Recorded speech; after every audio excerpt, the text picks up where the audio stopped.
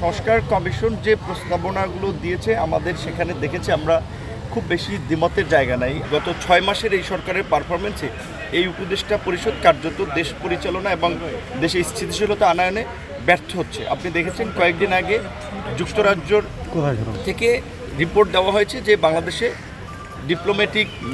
Diplomatic গ্যাদারিংয়ে কিংবা public প্রসেশনে সন্ত্রাসী হামলা হতে পারে।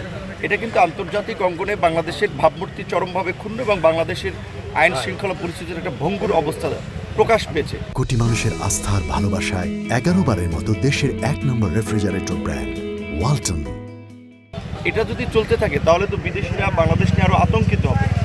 এখানে সংবিধান সংস্কারের প্রশ্নে সংবিধানের মূল নীতির বিষয়ে আপনারা জানেন যে পরিবর্তনের আলোচনা হচ্ছে, বহুত্ববাদ নতুন করে অন্তর্ভুক্ত করার একটা বিষয় এসেছে।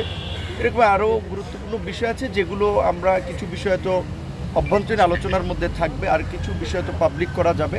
সংস্কার কমিশন যে প্রস্তাবনাগুলো দিয়েছে আমাদের সেখানে দেখেছি আমরা খুব বেশি দ্বিমতের জায়গা নাই। আর সংস্কারটা প্রয়োজন। বাংলাদেশের 53 বছরের মধ্যে আমরা একটা সুযোগ পেয়েছি, এই সুযোগকে আমরা হারাতে চাই না। সরকারের দুর্বলতা নিয়ে আমরা সমালোচনা করছি, সরকারের বিরুদ্ধে কথা বলছি, তার মানে এটা না যে এই সরকারকে আমরা কালকেই বিদায় দিয়ে আমরা রাতারাতি সব কিছু যারা নির্বাচিত সরকার আসবে তাদের দিয়ে আমরা পরিবর্তন করব, সেটা সম্ভব না। বাংলাদেশের গত 53 বছরের ইতিহাসে আমরা দেখেছি রাজনৈতিক সরকারগুলো ক্ষমতায় যাওয়ার আগে অনেক ভালো ভালো কথা বলে, অনেক প্রস্তাবের পক্ষে থাকে, বাট ক্ষমতায় গেলে দেখা যায় তাদের সেই পজিশনটা থাকে না। সেই ক্ষেত্রে আমরা মনে করি এই জুলাই গণ অভ্যুত্থানে হাজারো মানুষের প্রাণ দানের বিনিময়ে অসংখ্য মানুষের রক্ত এবং সংগ্রামের মাধ্যমে যে পরিবর্তন এসেছে, সেই পরিবর্তনকে ধরে রাখার জন্য এই অন্তর্বর্তীকালীন সরকারের মাধ্যমেই কার্যকর সংস্কারটা নিশ্চিত করতে হবে। সেক্ষেত্রে সংস্কার এবং নির্বাচন প্যারালাল চলবে। সংস্কারের একটা অংশই আমি মনে করি যে বাংলাদেশের এই যে কর্তৃত্ববাদী শাসন ব্যবস্থা ছিল সেটার উত্তরণে গণতন্ত্রের প্রাতিষ্ঠানিক রূপদান এবং গণতান্ত্রিক ব্যবস্থা যাওয়া, এটাও একটা সংস্কারের অংশ। সেক্ষেত্রে সংস্কার এবং নির্বাচন প্যারালাল চলবে।